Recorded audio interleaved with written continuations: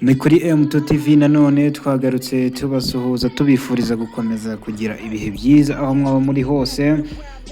Kuri uyu munsi twagarutse tubaha link cyangwa se tubereka n'uburyo ki umwana wahamagaye ku kigo cyangwa se wahamagaye muri combination atishimiye yahindura cyangwa se agasaba guhindurirwa cyangwa se mu gihe yibwe amanota yenda twe kubyita kwiba cyangwa se mu gihe bibeshye mu kumubarira amanota ngo kuko yakora ibyo bita apply service.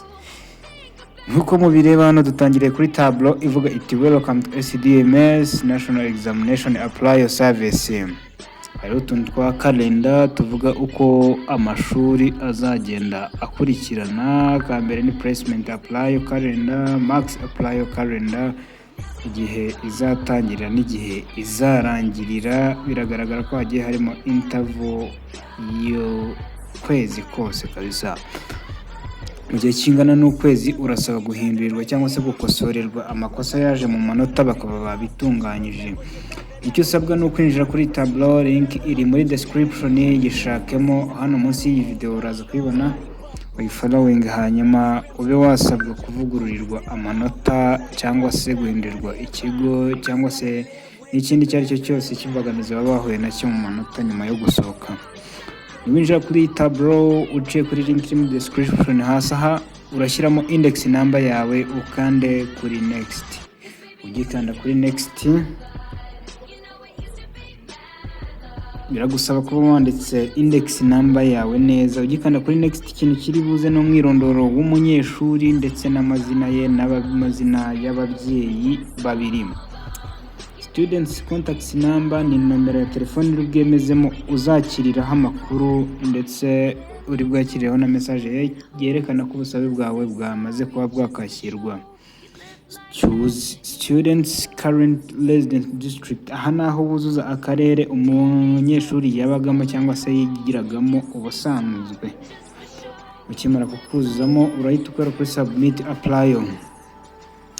Ndikora kuri submit apply, ako kanya mu yindi side y'iburyo bahita bakuzanira fill out details of your apply. Ukuzuzamo ese urashaka guhinduza iki placement naho umwana bamushyize cyangwa se ikigo, ubwo ni ku bantu bashaka guhinduza ibigo. Max ni ku manota, ufite ikibazo ku manota.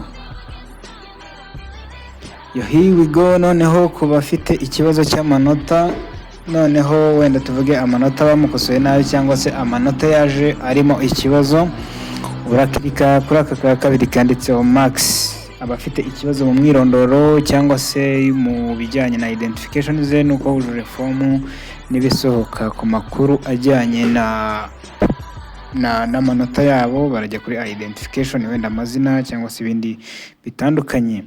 Tableau ya kabiri ukimara kubyuzuza neza bahita baguha ishuri wifuza kuba wajyamo. Iyo wahisemo placement, dore ko benshi ari byo barimo kwifuza placement, urahitamo ikigo cy'amashuri ushaka kuba wajyamo ugendeye ku karere, ugendeye no kuri combination. Barahita bakuzanira ibigo byose biri muri ako karere, ugahitamo icyo wifuza kuba wajyaho, ukagihitamo neza, ugahita wohereza, nyuma ukakire iyi tableau ikubwira iti submit apply yawe yamaze kwakirwa. Ukakira message kuri nimero ya telefone wijijemo ahandi habanza, hanyuma ugategereza mu gihe kitarenze ukwezi kabisa ukaba washubijwe. Kora subscribe kuri M2 TV hanyuma dukomeze ujye ubona amakuru ku gihe.